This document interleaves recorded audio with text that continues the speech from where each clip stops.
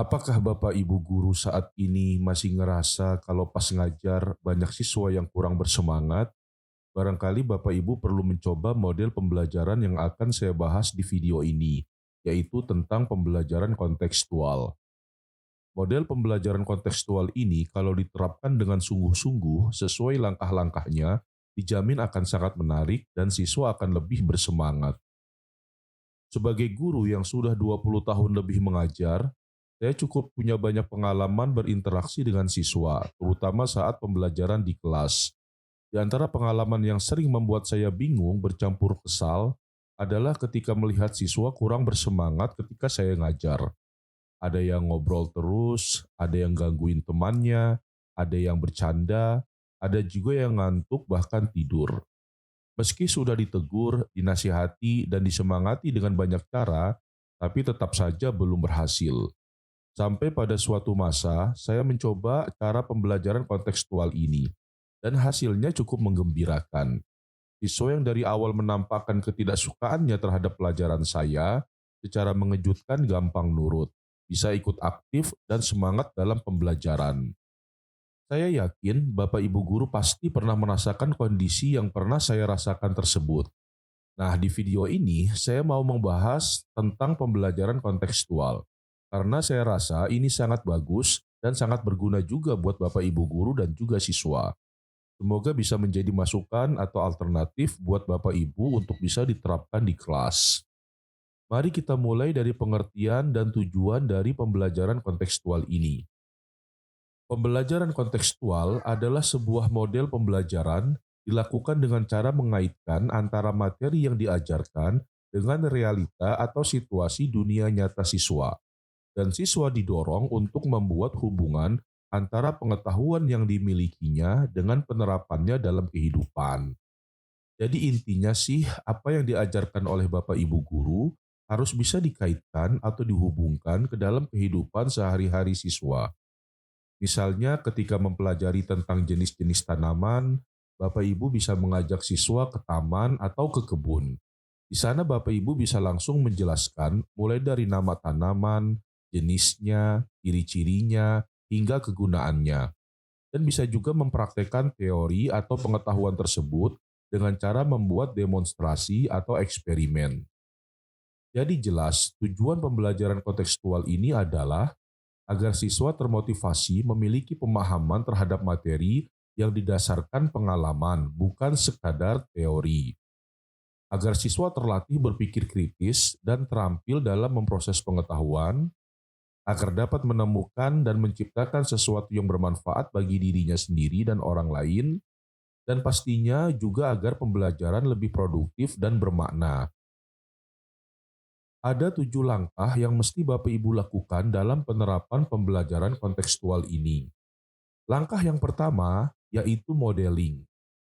Bapak Ibu guru hadirkan atau beri contoh benda nyata yang terkait dengan materi pembelajaran. Misalnya materi tentang zat aditif dan zat adiktif. Bapak Ibu bisa mulai dengan pertanyaan, apa perbedaan antara zat aditif dan zat adiktif? Bapak Ibu juga harus membawa contoh-contohnya seperti bubuk atau cairan pewarna, pemanis, pengawet, dan penyedap makanan minuman. Bisa juga membawa beberapa jenis produk makanan atau minuman yang mengandung zat aditif, seperti mie instan dan minuman bersoda. Untuk zat adiktif, sepertinya tidak memungkinkan untuk dibawa contohnya, misalnya seperti alkohol, rokok, dan daun ganja. Tapi ada cara lain. Bapak Ibu bisa menampilkannya lewat tayangan video yang menggambarkan fakta di lapangan. Langkah yang kedua yaitu inquiry. Pada tahap ini, Bapak Ibu memberikan bahan ajar atau materi pelajaran bisa dalam bentuk slide PowerPoint, lembar ringkasan materi, atau yang lainnya. Pastikan juga contoh benda zat aditif yang Bapak Ibu bawa tadi juga tampil di video atau slide. Hal ini dilakukan untuk membangun pengetahuan siswa. Bapak Ibu juga bisa sambil menjelaskan berdasarkan pengalaman Bapak Ibu, bisa dalam bentuk cerita atau yang lainnya, sambil sesekali melempar pertanyaan kepada siswa terkait materi, supaya siswa tetap fokus kepada materi tidak bengong, tidak ngobrol, tidak bercanda, apalagi ngomongin tetangga. Pada tahap inquiry ini sangat penting. Bapak Ibu bisa ajak siswa menemukan perbedaan antara zat aditif dan zat adiktif, mengidentifikasi bahaya-bahaya akibat penggunaan keduanya, seperti bahaya rokok, bahaya alkohol, dan bahayanya mengonsumsi ganja. Ajak siswa untuk menganalisis sesuai pengetahuan yang mereka miliki sebelumnya atau berdasarkan pengalaman mereka. Pada tahap ini juga, jika memungkinkan, Bapak Ibu bisa ajak siswa melakukan eksperimen. Tapi itu juga tergantung materinya dan tergantung waktunya, cukup atau tidak. Kalau zat aditif bisa dilakukan eksperimen, tapi kalau zat adiktif, ya pasti nggak mungkin dan nggak boleh. Nggak mungkin kita suruh siswa mencoba rokok, apalagi mencicipi alkohol. Lalu langkah yang ketiga, yaitu questioning. Bapak Ibu memberikan pertanyaan-pertanyaan yang dapat memotivasi siswa dalam belajar. Setelah proses inquiry, lalu saatnya mengembangkan pengetahuan siswa lewat pertanyaan. Bisa dikondisikan dengan berbagai teknik agar suasana lebih seru. Benda-benda yang tergolong zat aditif tadi, Bapak Ibu tanyakan kepada siswa, sesuai pengalaman mereka. Adakah yang tahu nama benda-benda tersebut? Bapak Ibu bisa variasikan dan kembangkan pertanyaan-pertanyaan tadi supaya bisa memancing minat siswa. Begitupun dengan zat adiktif. Bapak Ibu menanyakan kepada siswa terkait benda-benda yang mengandung zat adiktif. Mulai dari apakah mereka pernah tahu tentang daun ganja, apakah mereka tahu bahayanya alkohol dan rokok bagi tubuh, dan lain-lain. Langkah yang keempat, yaitu communication atau learning community. Ini adalah tahap inti dari pembelajaran. Pada tahap ini, Bapak Ibu meminta siswa untuk mengomunikasikan pengetahuan yang telah mereka dapat. Hal ini bisa dilakukan dengan teknik berkelompok. Mintalah siswa untuk membuat kelompok dan mendiskusikan tadi, agar satu sama lainnya saling berkomunikasi.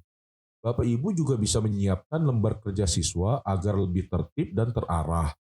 Lalu meminta siswa untuk menjawab atau mengerjakan LKS tersebut secara berkelompok. Langkah yang kelima yaitu constructivism. Selanjutnya Bapak Ibu membimbing siswa membangun sendiri pengetahuan dengan temuan-temuan informasi dari bahan ajar atau LKS yang Bapak Ibu berikan sebelumnya.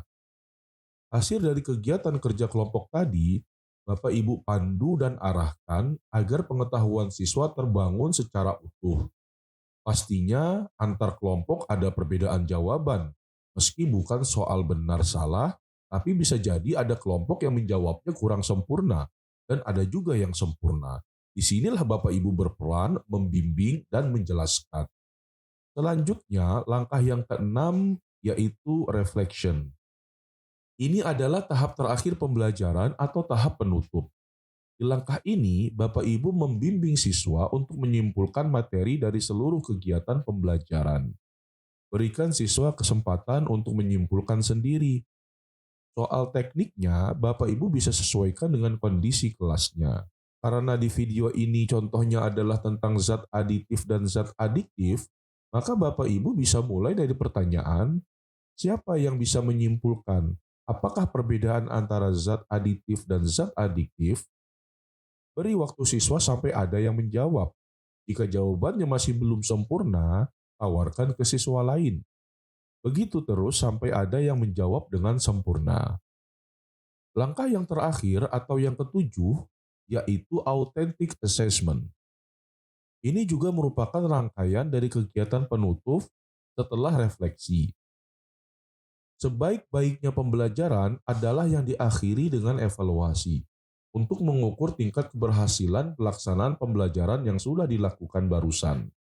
Pada langkah ini, Bapak Ibu harus sudah menyiapkan lembar latihan soal. Berbeda dengan mengerjakan LKS sebelumnya di langkah keempat yang dilakukan secara kelompok, kali ini harus dikerjakan oleh masing-masing karena untuk menilai individu siswa. Jadi di langkah terakhir ini, Bapak Ibu cukup memberikan soal evaluasi materi pembelajaran pada siswa. Jika sudah selesai menjawab semua, bisa langsung dikumpulkan dan pembelajaran pun selesai.